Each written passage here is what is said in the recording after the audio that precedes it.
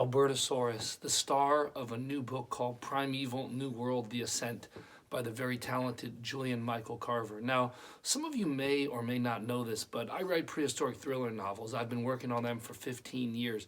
And back in late 2019, I came up with the idea for something called primal publishing, which essentially is books with teeth, claws, and plenty of people getting eaten. So over the last few years, I published a handful of authors.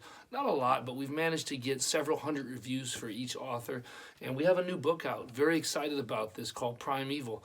Now, you may or may not know this as well, but Primeval was a science fiction show back in 2012 and 2013 and followed a team of scientists who have to deal with prehistoric animals as well as futuristic animals coming through into the present day through these time anomalies.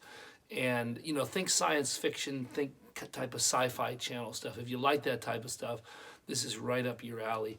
And again, this is a new release from my small press.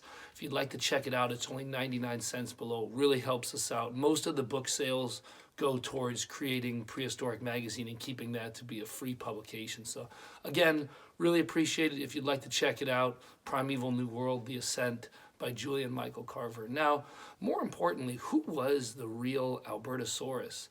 Over the years, I've talked a lot about what animals were the deadliest. Now, we all know the big ones. We know T.Rex, Giganotosaurus, Carcharodontosaurus, probably lesser known ones like Tyrannotitan.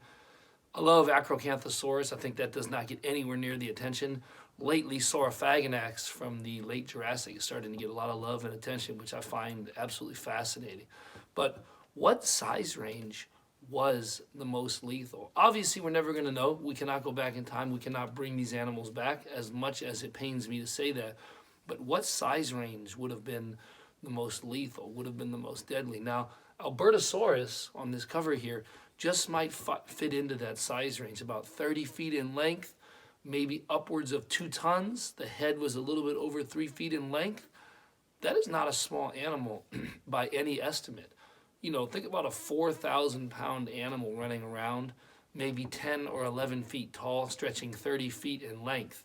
Now, earlier in the week, there was something posted on Twitter where they showed the strength of a Bengal tiger. And big cats like that they are ridiculously powerful. And they weigh about 400 pounds. Think about an animal like this back here that is nowhere near the largest predatory dinosaur of all time, that weighed maybe 3,000 to 4,000 pounds. We can only imagine how powerful and how strong that animal would have been. Again, with a head 3 feet in length. That is a really big skull for an animal that doesn't probably get the attention as being one of the big ones. You know, Albertosaurus is not a showstopper as far as size. You know, it's more of a lesser known of the Tyrannosaurs, but it's an animal that deserves our attention. And back in the prehistoric times, you know, this animal would have hunted hadrosaurs, duck-billed dinosaurs, and, you know, scientists again believe that it may have hunted in packs, but I can only imagine how deadly and lethal an animal that size might have been, because it's not hindered or burdened by enormous weight. You know, it weighs 4,000 pounds, maybe at its biggest, so maybe it only weighs 2,000 pounds. So you're looking at an animal that may be like a big juvenile T.Rex. You know, T.Rex is going to weigh 2,000 pounds early on in its life in its quest to get to 20,000 pounds potentially. So I guess what I'm getting at is when a juvenile T.Rex weighed about 2,000 pounds, it would have been quick and nimble, okay? Slower as it grows in time. But think about Albertosaurus. Maybe only gets to 3,000 pounds, maybe gets to 4,000, so is not as burdened. This animal is going to be a lot more explosive, a lot more faster, a lot more nimbler, potentially a lot more terrifying. You know, it'd be interesting to go back in time and find out that it was these mid-ranged predatory dinosaurs that were actually the true terrors, because they just weren't burdened and they could pursue you until the ends of the earth. You know, obviously there were not humans running around back then. Big armored dinosaurs and big duck-billed hadrosaurs, so, you know, they did have to have some size to them. But just picture an animal not burdened by weight, fast, long legs, a very graceful animal, a very terrifying predator.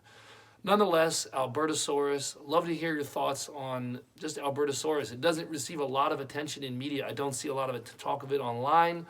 Love to get some more dialogue going about Albertosaurus. And again, if you'd like to check out Primeval New World, The Ascent, it's out now, 99 cents below at the link below in the description section. Appreciate your support and see you in the next video. Take care.